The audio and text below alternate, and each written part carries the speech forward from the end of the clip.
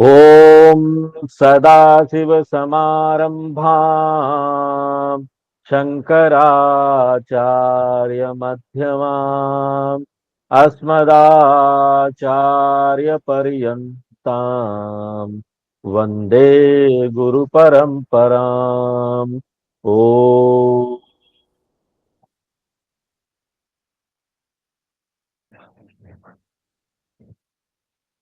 तो एक सभा बैठी है अयोध्या में। सारे गणमान्य व्यक्ति जो है, मंत्री आदि, और उस नगर के जितने गणमान्य व्यक्ति है, वो सब वहां बैठे हैं। और बैकग्राउंड क्या है? बैकग्राउंड ये है कि भरत जी अपने ननिहाल से वापस आए। उन्होंने देखा कि महाराज दशरथ प्राण त्याग चुके हैं, और बहुत रोने धोने के बाद जब सबने समझाया, वो उनका विवेक जागृत हुआ, और धर्म के अनुसार उन्होंने अपने पिताजी की क्रिया की, सारा धर्म का पालन किया। और उसके बाद ये सभा बैठी है। ये सभा बैठी है, वशिष्ठ जी आए हैं जो गुरु हैं, और उस राज्य के गुरु, दशरथ जी के गुरु, राम जी के गुरु, सबके गुरु, वो आते हैं और समझाते हैं। गुरु लोगों का काम ही ऐसा है, जब ऐसे समय और ऐसी परिस्थिति आए तो लोगों को ढांढस बंधाए, उनको समझाए कि आगे धर्म क्या है। ऐसा नहीं था कि भरत जी को विवेक ही नहीं है, भरत जी को विवेक है। सबको सब कुछ पता होता है, सामान्य धर्म क्या है, स्वधर्म क्या है। लेकिन कई बार भूल जाते हैं, याद नहीं रहता। शास्त्र तो वो भी पढ़े थे भरत जी, लेकिन जो गुरु लोग हैं उसमें जीते हैं, रोज रोज वही करते हैं, तो भीतर की चीज भी जानते हैं।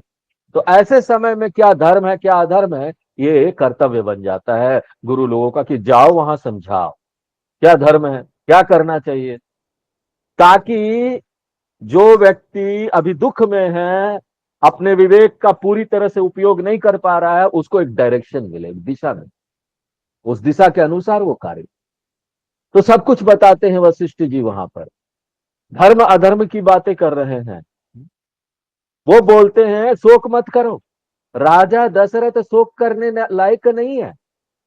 वो तो धर्म से युक्त थे, हमेशा उन्होंने धर्म का काम किया। और जो व्यक्ति धर्म पे बना रहता है, धर्म का काम करता है, हाँ, धर्म को नहीं छोड़ता, ऐसा व्यक्ति शोक करने लायक नहीं है। जो व्यक्ति धर्म से चलेगा ना, हर प्रकार से धर्म से चलेगा।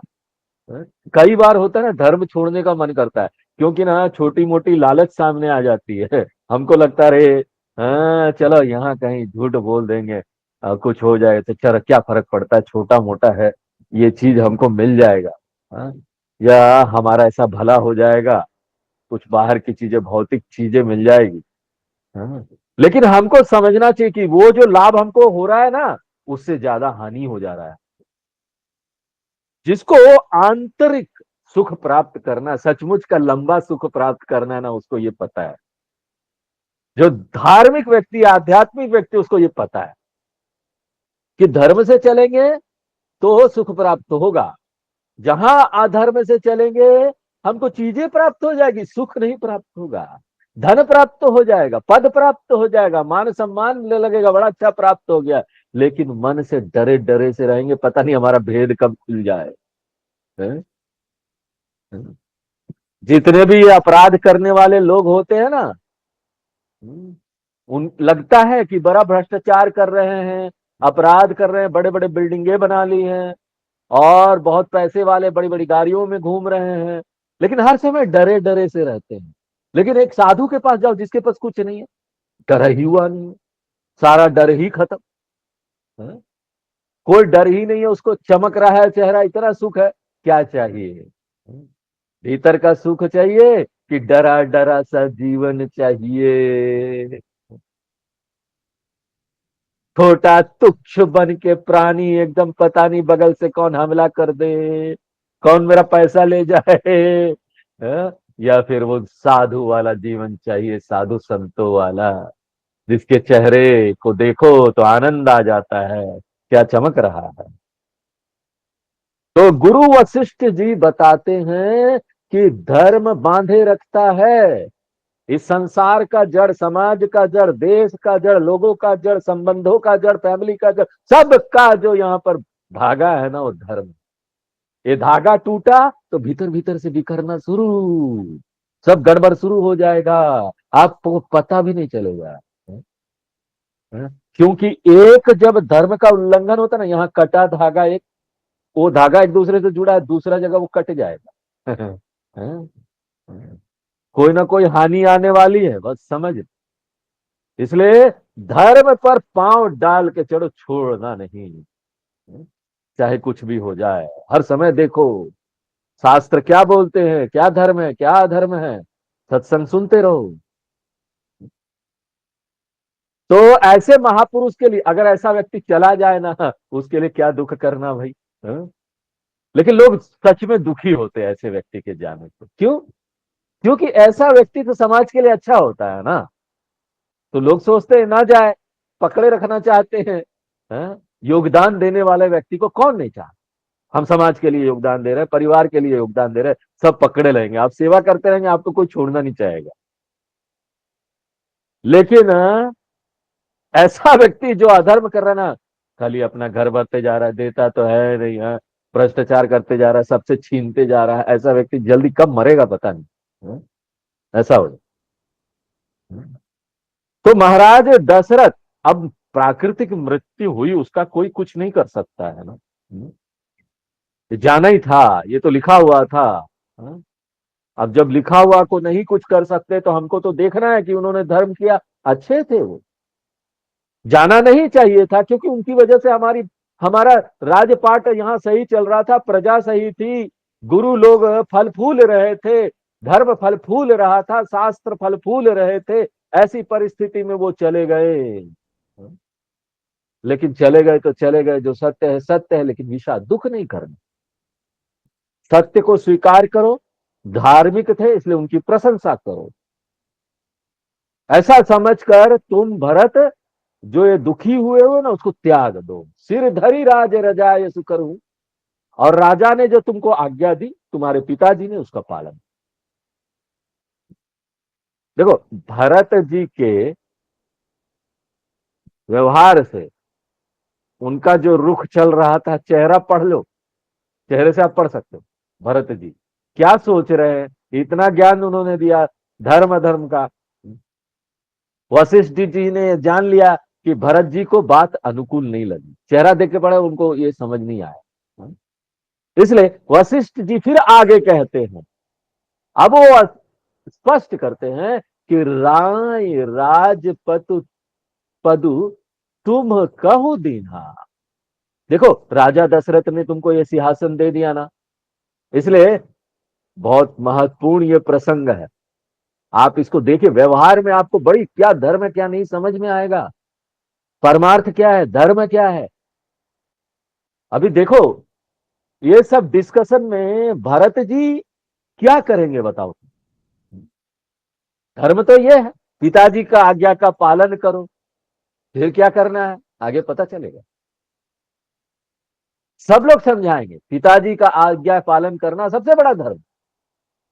राजा दशरथ ने तुम्हें सिंहासन दे दिया, इसलिए पिता के वचन को तुम्हें फुर करना चाहिए, फुर यानी सत्य करना। महाराज दशरथ ने सत्य के लिए भगवान राम का भी त्याग कर दिया अपने वचन के लिए। वो वन गए और उसके लिए उन्होंने अपना प्राण भी त्याग दिया। नृप ही वचन प्रिय नहीं प्रिय प्राण। महाराज को वचन प्रिय थे, प्राण नहीं। धर्म की रक्षा तभी होती है जब व्यक्ति धर्म के लिए अपने प्राणों को भी छोड़ने के लिए तैयार हो। क्योंकि बोलते हैं धर्मो रक्षति रक्षितः, हम धर्म की रक्षा करेंगे, धर्म हमारी रक्षा करेंगे। हमको अपनी शरीर की चिंता होती है, शरीर से आसक्त रहते हैं, और उसके कारण से बाकी चीजों से आसक्त रहते हैं। विषय आसक्ति प्रबल अगर हो जाएगी ना, तो व्यक्ति धर्म का पालन नहीं कर पाता, वो विषय उसको खींचेंगे, विषय के लिए अधर्म कर ले। इसलिए जीवन का मूल्य महत्वपूर्ण है, शास्त्रों को आपको बताना पड़ेगा ये जीवन का मूल्य है, बार बार बताना पड़ेगा, गुरु लोगों को बार बार बताना पड़ेगा। छल कपट मत करो, सत्य बोलो, सबके लिए है नहीं ये। इसको बोलते हैं सामान्य धर्म, सबके लिए है। जो चीज सबको पालन करना उसको सामान्य धर्म है। और जो एक व्यक्ति को विशेष रूप से पालन करना, जैसे मैं पत्नी हूं तो पत्नी का धर्म निभाना, मैं पति हूं तो पति का धर्म निभाना। जो आश्रम में है, जो वर्ण के हैं, उस धर्म का पालन करो। क्षत्रिय वर्ण के हैं तो एडमिनिस्ट्रेशन देखो, ब्राह्मण वर्ण के हैं तो शास्त्र को पढ़ो पढ़ो, वैश्य के तो बिजनेस करो, अर्थ से सहायता करो, बड़े बड़े भागवत कथा कराओ, आगे सोफा में बैठने मिलेगा, नाम भी होगा आपका, ये फलाना फलाना जो भाई साहब हैं जिनका इतना बड़ा बिजनेस है? उन्होंने ये भागवत कथा कराया। और शूद्र है तो सबकी सेवा करो। सबका अलग अलग धर्म हो गया। तो सामान्य धर्म क्या है? सबके लिए क्या? सत्य नहीं बोल, सत्य बोलना, झूठ नहीं बोलना, छल कपट नहीं करना, ये सबके लिए है। चाहे वो ब्राह्मण हो, चाहे क्षत्रिय हो, चाहे वैश्य हो, कोई भी है। लेकिन विशेष धर्म क्या है? विशेष धर्म ये है कि जिस वर्ण में है, जिस आश्रम में है, उसके अनुसार देखो कि क्या कर्तव्य है, उसके अनुसार करो। इसको बोलते हैं धर्म। स्वधर्म बोलेंगे। जो विशेष धर्म है उसको स्वधर्म बोलते हैं, जो सबके लिए उसको सामान्य धर्म बोलते हैं। ये दोनों को देखते हुए हमको एक्टिंग करना है संसार में। नाटक करो, do the acting according to स्वधर्म एंड सामान्य धर्म। जीवन के क्या मूल्य हैं उस पर ध्यान देना है। वशिष्ठ जी कहते, हे तात, पिता के वचनों को सत्य सिद्ध करो। अब क्या करूं? पिता जो बोल रहे वो करूं कि मेरा मन जो बोल रहा है वो करूं? क्या करूं?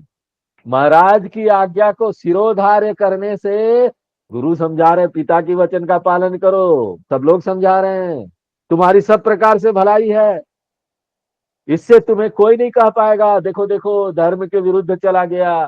सारे लोग बोलेंगे बड़ा धार्मिक व्यक्ति था, धर्म से चला। और वशिष्ठ जी उदाहरण भी देते हैं हमको ना, पुराणों से, महाभारत से, ये सबसे उदाहरण दे के समझना चाहिए। वहां से हमको समझने को मिलता है कि व्यवहार में हम धर्म में क्या कर सकते हैं। रामचरितमानस, महाभारत इसी के लिए तो है। पूरी महाभारत पढ़ो तो अरे ऐसी चीजें पता चल जाती है भीतर से, कैसे पॉलिटिक्स चल, एवरीथिंग इज देयर। बोलते हैं कि ना, ऐसा दुनिया का कोई विषय नहीं जो महाभारत के भीतर नहीं। रामचरितमानस में यहाँ पर हमको पूरा व्यवहार और जीवन का मूल्य पता चलता है। धर्म क्या है? भगवान धर्म से जिए। पिता की आज्ञा पालन करो। और सब लोगों ने यही किया था। परशुराम जी का उदाहरण देते हैं। अब परशुराम जी ने तो गजब ही कर दिया। उनके पिताजी ने उनको आज्ञा दी, जाओ अपने मां को मार दो। वो गए, मां का गर्दन काट दी, कुछ नहीं सोचे, और उनको कोई पाप नहीं लगा। क्यों? पिताजी की आज्ञा का पालन किया। लेकिन अब देखो उन्होंने अपना बुद्धि लगाया, है? माँ को मार तो दिया, उसके बाद तुरंत गए पिताजी से वरदान मांग लिया, माँ को जीवित कर दो। माँ जीवित हो गई। कोई पाप नहीं लगा, मारने का कोई पाप नहीं। ऐसा पाप भी क्षम्य है। एक दूसरा उदाहरण देते कि तनय जजाति ही जो बनुदई। राजा ययाति के पुत्र ने पिता को अपना यौवन दे दिया, परंतु पिता की आज्ञा पालन करने के कारण उनको कोई पाप नहीं लगा, वो अपयश के भाजन नहीं बने। माने माता पिता गुरु की आज्ञा में यदि कहीं अधर्म की बात भी लगती है, अपना मन इधर उधर हो रहा है, नहीं करने, क्या करें नहीं करें, गुरु तो ठीक ही बोल रहे हैं, माता ठीक बोल रही, पिता ठीक, तो भी आज्ञा के पालन कर लो, अपराध नहीं होगा, पाप नहीं मिलेगा। अनुचित उचित विचार तजी, जे पाल ही पितु वैन बैन। जो लोग ना उचित अनुचित का विचार छोड़कर पिता की आज्ञा का पालन करते हैं, देखो आज्ञा बहुत बड़ी चीज है। हाँ? इसीलिए तो झगड़ा हो रहा है आजकल, पिता पुत्र सब में। पिता पुत्र सब में झगड़ा हो रहा है, अपने आपस में सब लोग झगड़ा कर रहे हैं। ये सब झगड़ा क्यों है? क्योंकि जब हम आज्ञा देते हैं ना, तो लोग उसको अचित उचित अनुचित क्या है सोचने लगते हैं। एक माता पिता जब बच्चे को आज्ञा दे, बच्चा सोचने लगता, माँ बाप ने बोला तो, लेकिन करूं कि नहीं करूं। और फिर बहस चालू हो जाएगा। हाँ, पिता से बहस करेंगे ना, हम क्यों करें, give me logical reason why should I do it. और आपस में घर में इसी में बड़े बड़े झगड़े इसी में हो जाते, कोर्ट तक चले जाती है बात। तो आज्ञा पालन बहुत बड़ी चीज थी, वो तो अब खत्म हो रहा है ना। पहले आज्ञा देते थे तो दूसरा व्यक्ति सोचता नहीं था, कि ये करना है ना, बस करना है। क्यों? गुरु ने बोला, माँ बाप ने बोला, तो कोई झगड़ा कहाँ होगा इसमें। स्कूलों में भी अब आज्ञा पालन जा रहा है। आज्ञा पालन बहुत बड़ी चीज है भाई साहब, आज्ञा पालन, आज्ञाकारी। टीचर की बात स्कूल में कोई सुनेगा ही नहीं, तो कहां से आप बताइए, कहां से बच्चों को मैनेज करेंगे?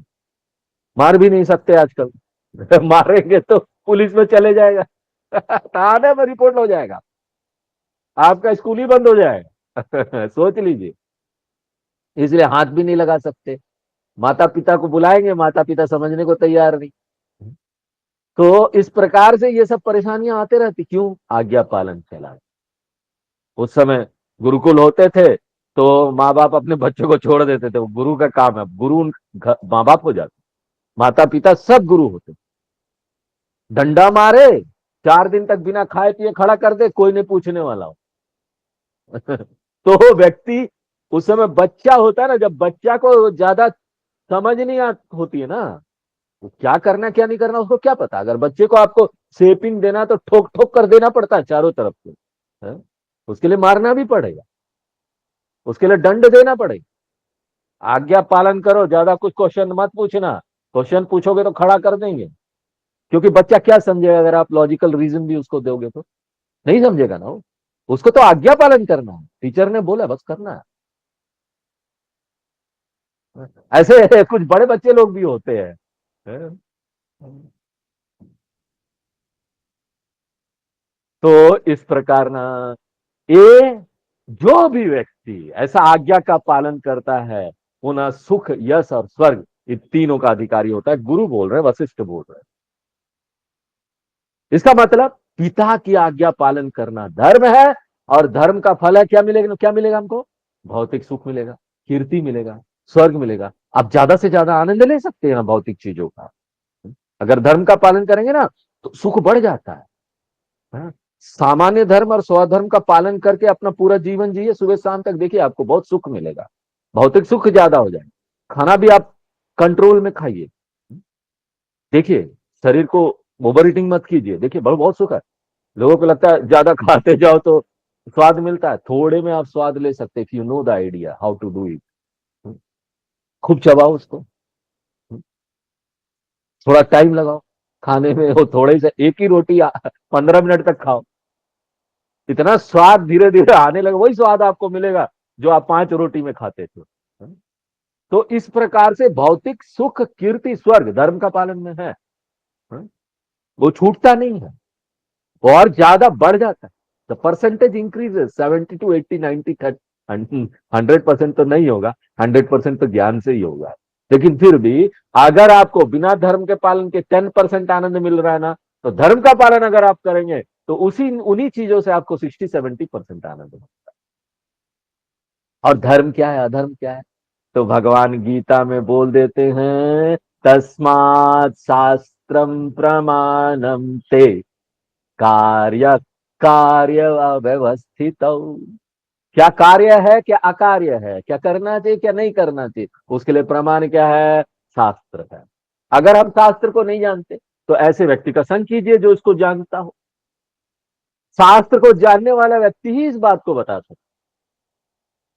तुलसीदास जी ने बात और सरल कर दी कि शास्त्र तथा शास्त्रज्ञ ना हो, अगर आपके जीवन में कोई अगल बगल कोई नहीं है, शास्त्र को जानने वाला नहीं है, गुरु नहीं है, कोई नहीं है, तो ऐसे में ना माता पिता जो आदेश दे वही धर्म है, उस आदेश का पालन कीजिए। यहां पर वशिष्ठ जी आदेश नहीं दे रहे थे, वो उपदेश दे रहे थे। वो बता रहे थे कि इस परिस्थिति में नीति और धर्म क्या कहते हैं। बाकी आप विवेकी हैं, सोच लीजिए ये करना चाहिए कि नहीं करना चाहिए आपको। महाराज दशरथ के समय में यद्यपि एक राजा होता था ना, आजकल तो डेमोक्रेसी है ना, people's governance, by the people for the people of the people, democracy का डेफिनेशन कि ये सब लोगों का है। तो लोग निर्णय लेते हैं क्या करना है, वैसे तो इनाम का है, कोई लोग निर्णय नहीं लेते।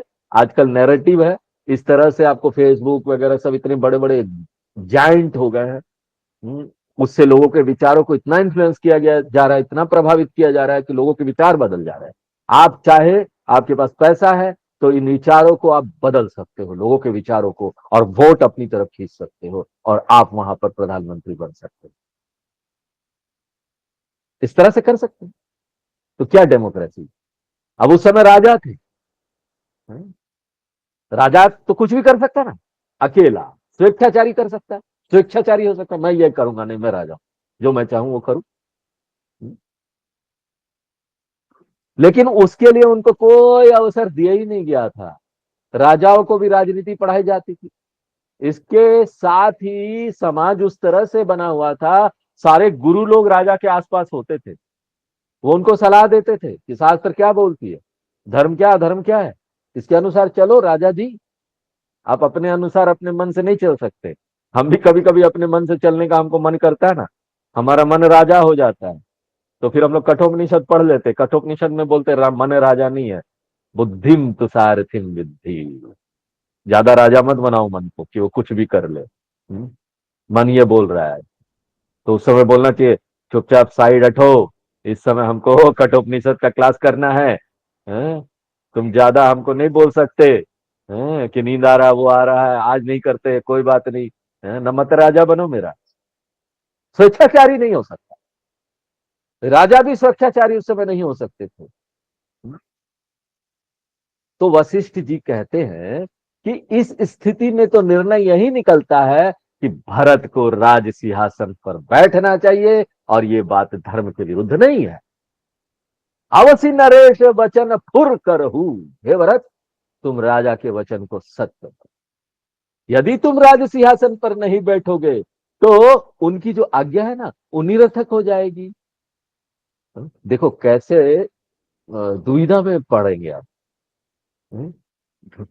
महाराज की आज्ञा का पालन करे कि मेरे ऊपर इतना जो लांछन लग रहा है कि मेरी वजह से ये सब हुआ, भगवान वो उसको बनाए रखने के लिए मैं राज्य ना कर लूं, क्या करूं। सारे लोग जब आपको बोलेंगे ये धर्म है, तो आप क्या करोगे ऐसी परिस्थिति में। बोल रहे हैं कि बिना राजा के प्रजा क्या होती है, असुरक्षित हो जाती है। इसलिए प्रजा के हित की दृष्टि से तुम्हें ये राज्य स्वीकार करना चाहिए, सबका भला होने वाला है यहाँ, धर्म है तुम्हारा, करो। और उनका मन डगमगा रहा था, वो बोल रहे थे मैं कैसे, ये तो अधर्म हो गया, वो चले गए वहां मेरी वजह से कि भरत को राज्य मिले, ना ना। नहीं। तो मन ना पेंडुलम की तरह घूमता है, कभी ऐसा निर्णय लेना पड़े तो हम भी फंस जाते हैं, जीवन में कई बार हम फंसे होंगे, ये करे कि वो करे, कि ये करे कि वो करो। तुम्हारे राज्य करने सब समझा रहे थे।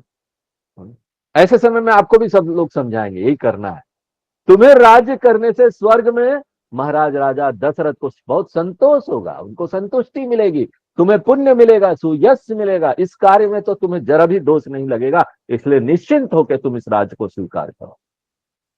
वेद विदित समत सब ही का, वेदों में प्रसिद्ध भी यही बात है, और पुराणों में भी यही है, अन्य शास्त्रों का मत भी यही है कि पिता जिस पुत्र को राज्य दे उसी का राज तिलक होता है ना। पिता ने तुमको राज्य दिया, राज तिलक तुम्हारा हो। देखो यहां पर शिक्षा यह है कि जीवन में जब कभी कोई समस्या आए ना, तो उसका समाधान करने के लिए कई पक्षों से विचार करना चाहिए। रुको ठहरो, तुरंत कोई निर्णय लेने लो मत, काम नहीं करेगा।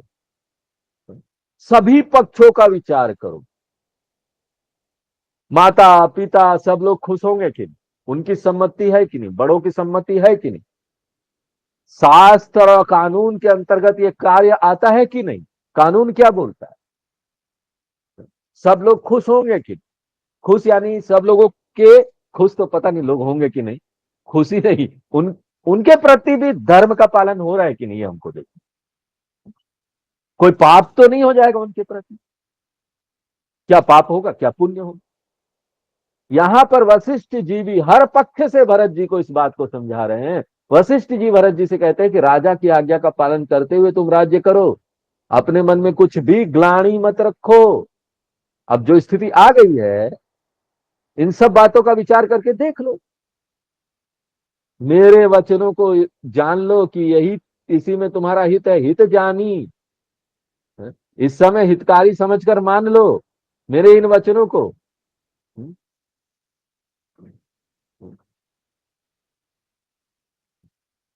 ये सब देख के और सुन के ना राम जी को भी बहुत खुशी होगी, सीता जो, उनको भी सुख और संतोष होगा कि राज्य की व्यवस्था ठीक ठीक चल रही। जब उनके पास ये समाचार जाएगा वन में कि भाई देखो भरत जी राज अच्छा से चला रहे हैं, तो उनको संतुष्टि होगी कि नहीं होगी।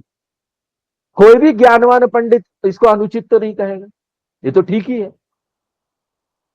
कौशल्या आदि सब माताएं भी बड़ी खुश रहेगी, क्योंकि तुम राज्य कर रहे हो, सब जगह शांति है, प्रजा भी सुखी और संतुष्ट रहेगी। भरत जी राज्य करेंगे तो सोचो कैसा होगा वो राज्य। परम तुम्हार राम कर जानी ही, जो ये जानते हैं कि तुम्हारा भगवान राम के साथ कैसा सुंदर प्रेम है, वे लोग तुम्हें राजा के रूप में देखकर बहुत प्रसन्न होंगे। 14 वर्ष बाद जब भगवान राम वन से लौट आए, तब राज उनको सौंप देना, फिर प्रेम पूर्वक उनकी सेवा करते रहना। वशिष्ठ जी के इस विचार के साथ सभा में उपस्थित अन्य लोग सहमत हैं, सारे गणमान्य व्यक्ति सब सहमत है, क्योंकि वशिष्ठ जी ने इतना व्यापक दृष्टिकोण रख दिया कि किसी के विरोध का प्रश्न ही नहीं बचा। अब मंत्री लोग सब हाथ जोड़कर भरत जी से कहते हैं कि की जाऊ गुरु आयशु, इस समय आप वशिष्ठ जी के उपदेश को आदेश मानकर उसका पालन करें, और जब भगवान राम लौट कर आएंगे उस समय जो उचित होगा वो करना, वही किया जाएगा, जो उचित होगा वही किया जाएगा। वशिष्ठ जी के उपदेश में मंत्रियों की भी सहमति हो गई। कौशल्या जी भी वहां विद्यमान है। अब वो भी धैर्य धारण करके कहती है, पूत पथ्य गुर आयसु अहि, हे पुत्र, गुरु जी का आदेश कल्याणकारी समझकर धारण करो, ग्रहण करो। उनकी आज्ञा का आदर पूर्वक पालन करना चाहिए। कालचक्र तो चलता रहेगा, समय और परिस्थिति आते रहेगी, उसमें जो भी भला बुरा सब होता रहेगा। दुख का त्याग करो, धर्म का पालन, जो गुरु जी बोल रहे हैं वो ठीक है, स्वीकार। भगवान राम तो वन में है, महाराज दशरथ स्वर्ग में राज्य करने चले गए, और हे तात, तुम राज्य को स्वीकारने में इस प्रकार कदराहू कायरता मत दिखाओ, नहीं तो बहुत गड़बड़ी हो जाएगी। लोक निंदा के भय से यदि तुम प्रजा का पालन नहीं करते हो तो ये कायरता होगी कि लोग तुम्हारी निंदा करेंगे। देखो भाई को वन में भेज दिया और राज्य कर रहा है, बड़ा अच्छा है, बड़े अच्छे तुम भरत जी, हाँ? चुरा लिया राज उनसे। इस समय कुटुंब, प्रजा, मंत्री और माताओं, सबके तुम एक ही सहारे हो। लखी विधि वाम कालु कठिनाई, विधाता इस समय वाम है, वाम यानी एकदम विपरीत है, हाँ? ऐसे कठिन समय में धैर्य धारण करके गुरु की आज्ञा को सिरोधार्य करो और प्रजा का पालन कर सारे परिवार को सुखी करो, उनके दुख को हरो। और इस प्रकार से वशिष्ठ जी की बात में ही अपनी सम्मति बताकर कौशल्या मां चुप हो गई। जब ऐसा कोई निर्णय लेना हो ना आपको अपने भी परिवार में, तो सबको बुलाना चाहिए, सबको बुला के सबकी राय लो, सबको बताओ कि ये होगा। इससे क्या होता है कि सारे लोगों का आशीर्वाद भी उसमें होता है। अब देखो यहाँ पर हम लोग समारोह वगैरह करते हैं, शादी होता है, बर्थडे होता है, ये सब करते हैं ना, लोगों को क्यों बुलाते हैं? दिखावे के लिए नहीं, आजकल तो दिखावा का लिए हो गया है। किसी के बच्चे का बर्थडे मनाना है, हमारे घर में नई गाड़ी आई है, नई टीवी आई है, नया कुछ हुआ है, अरे सब लोग आएंगे उसको दिखाएंगे, आज नए कपड़े हैं, हम पहन पहन के घूम रहे हो, ये कोई तो अच्छा बोलो, कोई बोलने वाला ही नहीं है। नहीं नहीं अच्छा बोलो ना, इसलिए नहीं करते हम लोग बर्थडे या जन्मदिन, इसलिए नहीं मनाते, इसलिए हम लोग ये विवाह नहीं करते कि लोग आएंगे और कितने सारों का 56 भोग व्यंजन होगा। लोग देखेंगे क्या शादी किया है। अरे क्या शादी किए हो, हाँ? इतना खर्चा कर रहे हो, रिटर्न गिफ्ट भी दे दिया। आजकल हमने पंजाब में सुना लोग रिटर्न गिफ्ट दे रहे हैं। बड़े बड़े जो बिजनेसमैन है, रिटर्न गिफ्ट में BMW कार। भाई, ऐसा कोई शादी होता है क्या? दिखावा, अपने पैसे का दिखावा। विवाह नहीं हो रहा। अरे विवाह एक पावन कार्य है। दो लोग मिल रहे, पूरा जीवन उनका आगे चलने वाला है। भगवान का आशीर्वाद लेकर शुरू करेंगे। उसके साथ सभी बड़े बुजुर्गों का आशीर्वाद होगा, सारे लोगों का आशीर्वाद होगा। इसलिए बुलाया जाता है उनको, खाने के लिए और दिखाने के लिए नहीं बुलाया जाता। 56 भोग रखेंगे, हैं? काउंटर सब अलग अलग है। वो गोलगप्पे का काउंटर अलग है? और मिठाइयों का 15 प्रकार की मिठाइयां, उसका काउंटर अलग है। ये सब नहीं, इसके लिए नहीं होता विवाह। सारा सामान रख देंगे हैं। और वर पक्ष से क्या मिला है देखिए, सब लोग आके देखेंगे। वधु पक्ष से क्या मिला है देखिए। ये नहीं होता। बाकी पंडित जी क्या मंत्र पढ़ रहे हैं, किसी को कोई मतलब ही नहीं है। पंडित जी मंत्र पढ़े जा रहे हैं, जबकि वही सबसे महत्वपूर्ण है। जो सबसे महत्वपूर्ण है वो खत्म हो रहा, बाकी सब हो रहा। आशीर्वाद लेना चाहिए, सबको बुलाया आपने, हाँ? सब जाए आशीर्वाद दे वर वधु को, हाँ? नामकरण संस्कार या बच्चे का संस्कार होता है, ये सब संस्कार होता है। भगवान को सम्मिलित करते हैं, लोगों को सम्मिलित करते हैं, उनका आशीर्वाद लेते हैं, उनको बताते हैं हमारे घर में बच्चा हुआ, देखो ये आशीर्वाद दो, आप लोग सब आए हो, हाँ? किसी का बुरा नहीं होना चाहिए, कोई बुरा सोचना भी नहीं चाहिए। इसलिए आशीर्वाद पहले ले लेते हैं कि बच्चे का पूरा समाज का आशीर्वाद बना रहे। लेकिन वो चीज खत्म हो रही है, अब तो सब दिखावा हो जा रहा है। दिखावे के लिए सब हो रहा है। कितने पैसे खर्च बर्बाद किए जाते सब दिखावे के लिए, दम्भ और दिखावा। हम्म, तो अब आगे देखेंगे भरत जी कैसे दुविधा में पड़ते हैं और क्या निर्णय वो लेते हैं, और क्यों वो सही है लॉजिकली, वो भी देखेंगे। कि शास्त्रों के अनुसार क्यों सही है, लॉजिकली क्यों सही है, सब देखेंगे आज यही ग्रहण। ओम पूर्णमदः पूर्णमिदं पूर्णात् पूर्णमुदच्यते पूर्णस्य पूर्णमादाय पूर्णमेवावशिष्यते। ओम शांति शांति शांति।